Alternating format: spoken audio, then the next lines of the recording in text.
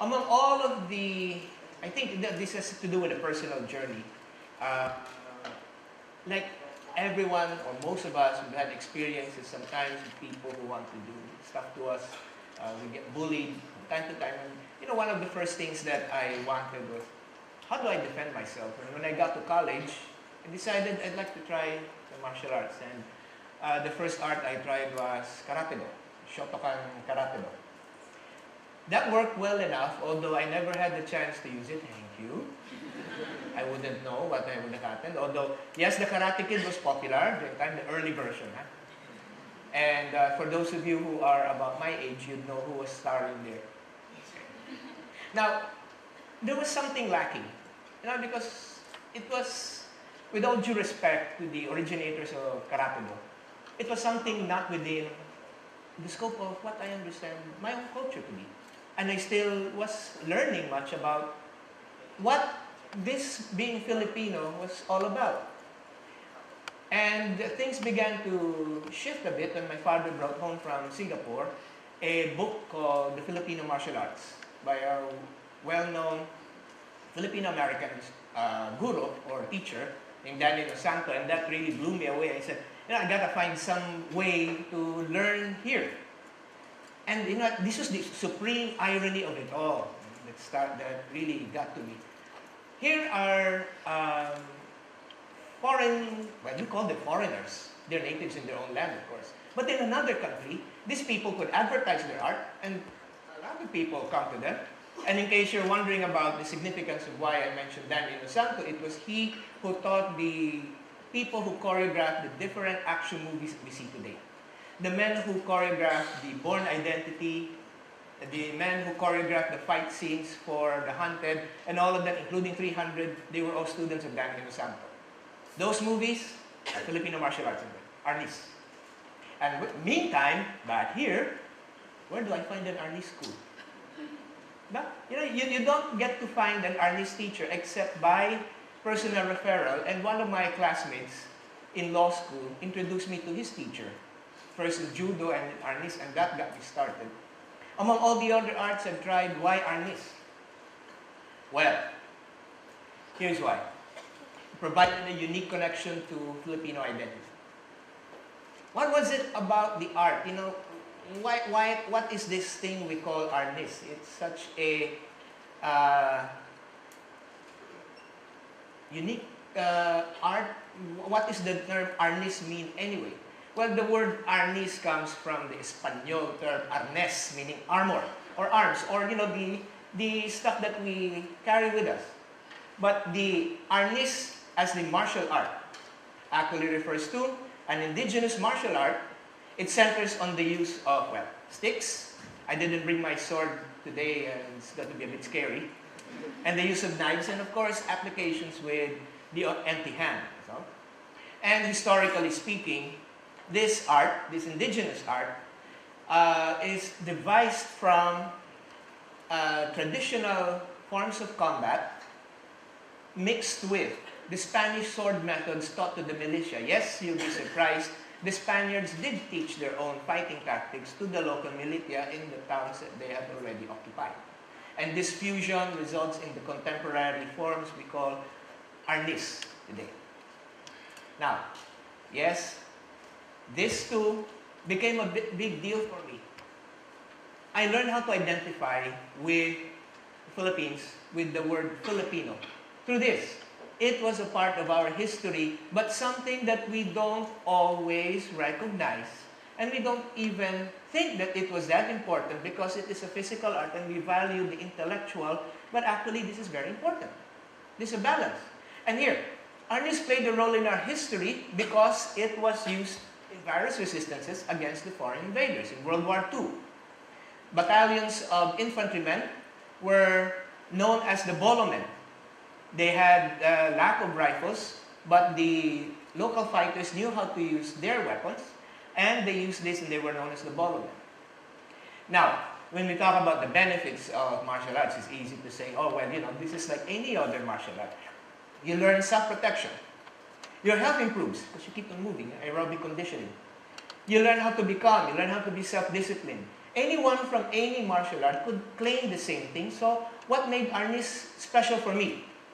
Yes, okay. Now, here is where we see, again, as I said, there's a different way to look at our culture. Here, I found a warrior ethos. Similar to, but not the same as the Bushido of Japan. Okay? Or what we know, the Wulin of China, the martial way of China. Or in fact, the code of knighthood in Europe. No. Similar but not the same because there are a different set of stories, there are different circumstances that shape its growth. How was this exemplified? Mythology and folklore.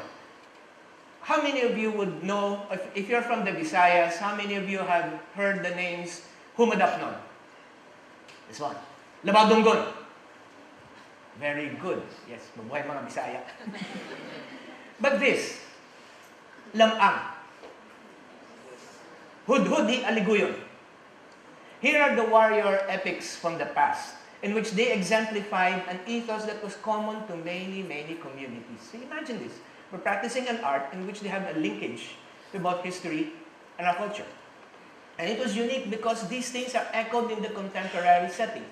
Where did I find these sources? In my work as an anthropologist, we have to review ethnography. We have to read about we have to continue reviewing scholarly works about communities, and it was there. You just needed to piece it all together. See? What were these different things that we found out?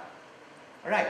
What makes a warrior? A mandirigma in Tagalog, bagani, as a word used in the South among the Subanon and many other groups.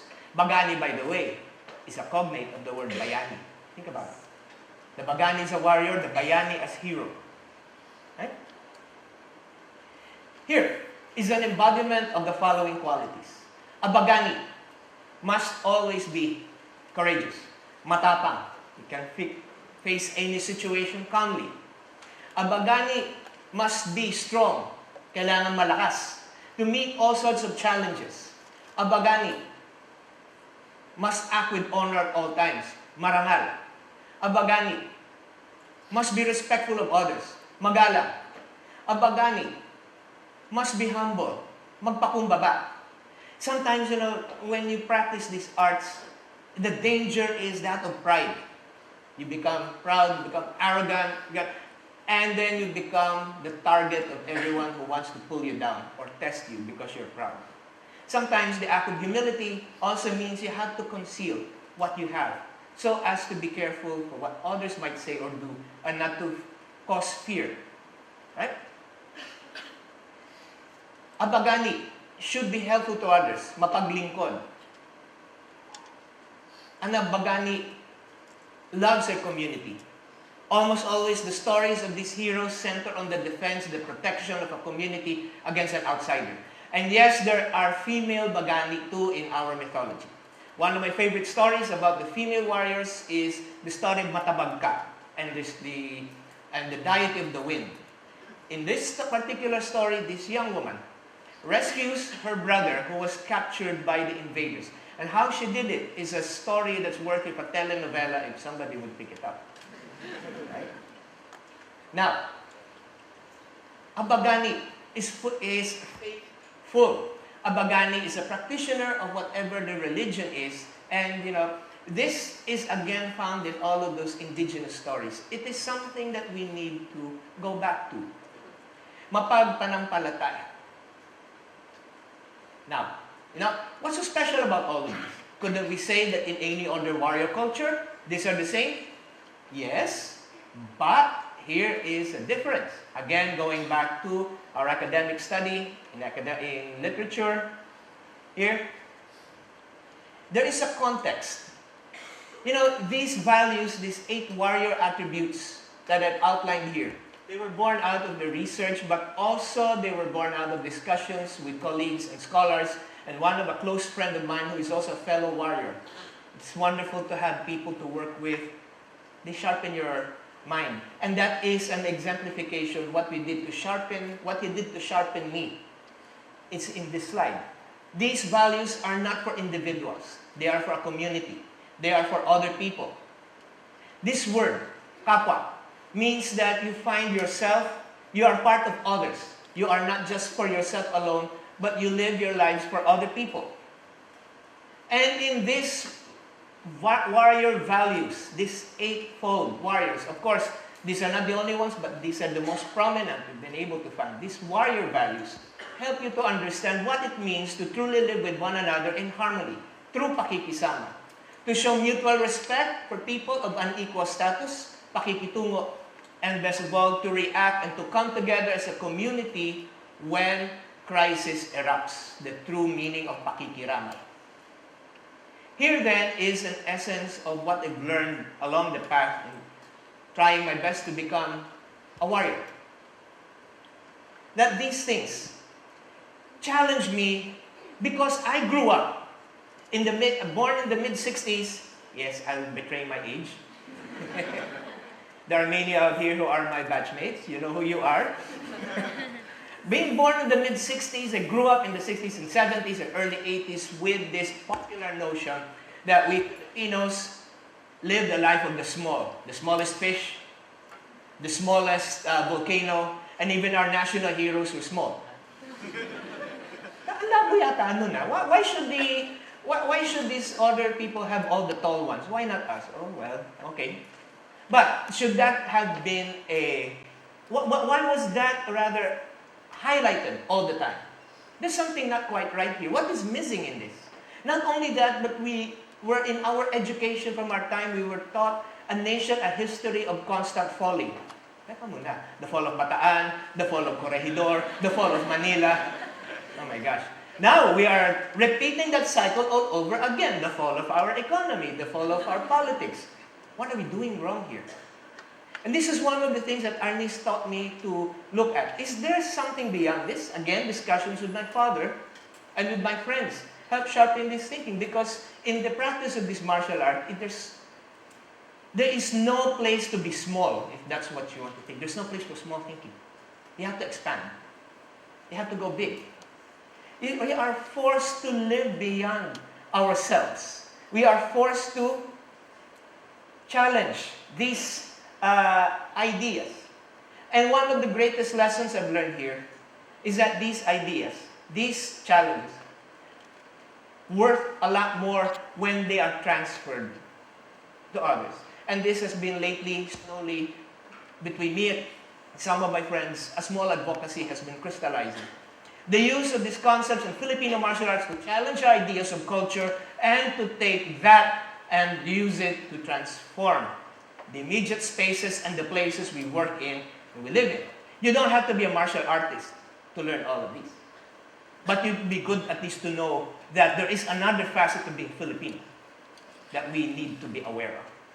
And in this last part, we will be demonstrating the physical practice, what I've been talking about, how it means to work together, what it means to come together, what it means to help one another.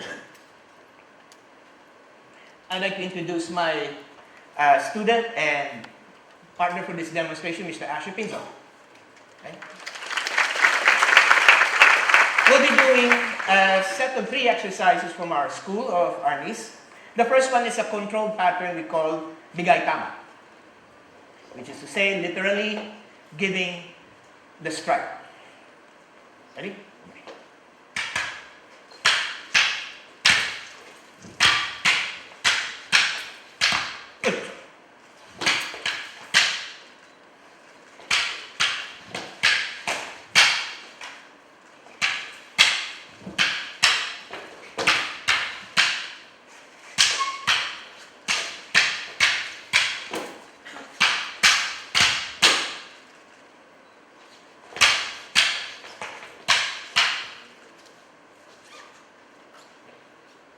This is the second exercise. This is what we call academe, the chain of movements demonstrates flow, continuous defense, continuous movement once an initial defense has been made.